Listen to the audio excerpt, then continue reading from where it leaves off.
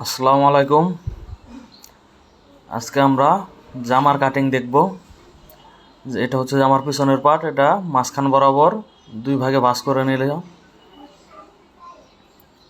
আপনারাও ঠিক এভাবে ভাঁজ করে নেবেন। আপনারা চাইলে এক পার্ট আলাদা করেও কাটতে পারেন এবং দুই পার্ট একসাথেও কাটতে পারেন, সামনের পার্ট এবং পিছনের পার্ট। তো আমি দুটো একসাথেই কাটবো। পিছনের পার্টটা বিছিয়ে নিয়েছি। এখন ঠিক সামনের পার্টটাও সেভাবেই মাঝখান বরাবর মিডিল করে বসিয়ে নেব।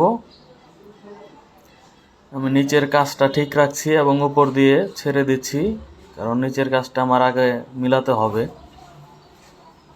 দেখতে পাচ্ছেন আমি ঠিক সুন্দরভাবে বিছিয়ে নিচ্ছি যেন আঁকা বাঁকা না হয় এবং কাজটা ঠিক থাকে। এরপর নিচে মার্জিন টেনে নিচ্ছি নিচের ভাঙার জন্য। যতটুকু কাপড় লাগবে ঠিক ততটুকু দুইটা দাগ দিয়ে নিচ্ছি।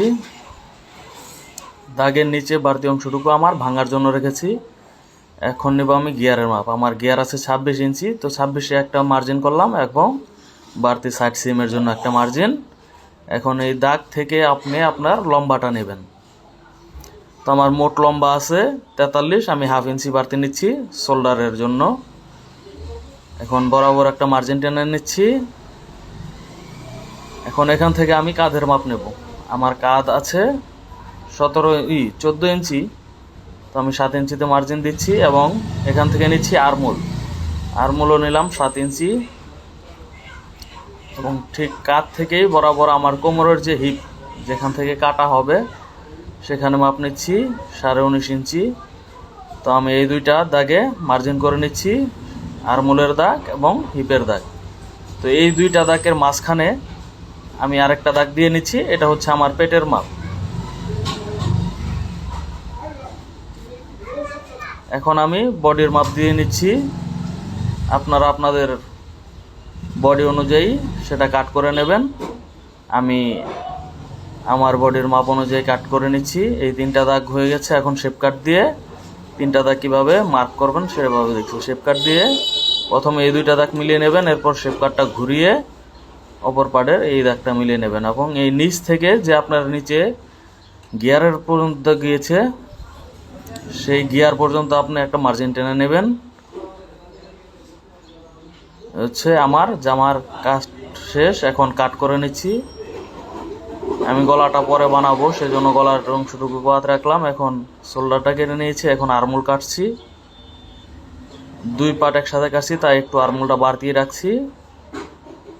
আপনি আপনার সিলির জন্য যতটুকু বাড়তি কাপড় লাগে সেটা রেখে বাইরে কেটে নেবেন। আমি মার্জিনের বাইরে যতটুকু কাপড় রেখেছি সেটা আমার এক্সট্রা কাপড়ের জন্য। নিচটাও কেটে মিলিয়ে নিচ্ছি এবং হিপের জায়গাটা একটু কেটে মার্ক করে নিচ্ছি যেন আমি বডি মাপতে সময় আমার দেখতে সুবিধা হয়। এখন সামনের পার্টের আরমোলটা আমি কাটবো। পিছন পার্ট থেকে দেখেন যেভাবে আরমোলটা কাটছি ঠিক ততটুক আরমোলটা আপনারা কেটে নেবেন। আরমোল কাটা শেষ, আমার জামা কাটা শেষ। এখন দেখবেন হাতা এভাবে আমি দুইটা একসাথে কাটবো, সেজন্য 4টা ভাঁজ করে নিচ্ছি।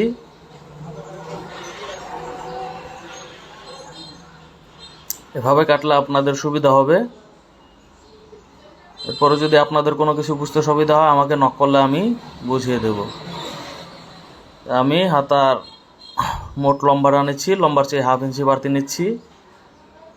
তা আমি এই বরাবর একটা মার্ক করে নিলাম এবং 2.5 ইঞ্চি থেকে 3 ইঞ্চি দূরে একটা মার্ক করলাম।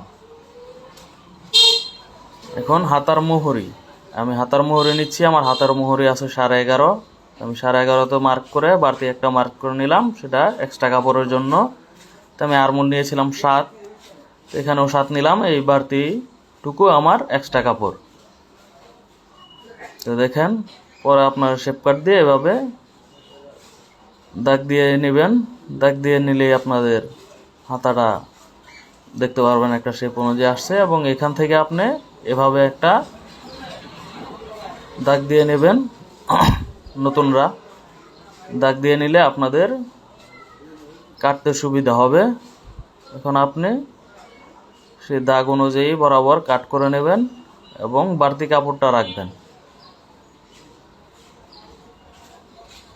হচ্ছে আমার হাতা কাটা শেষ। এভাবে আপনি জামাটা কাটলে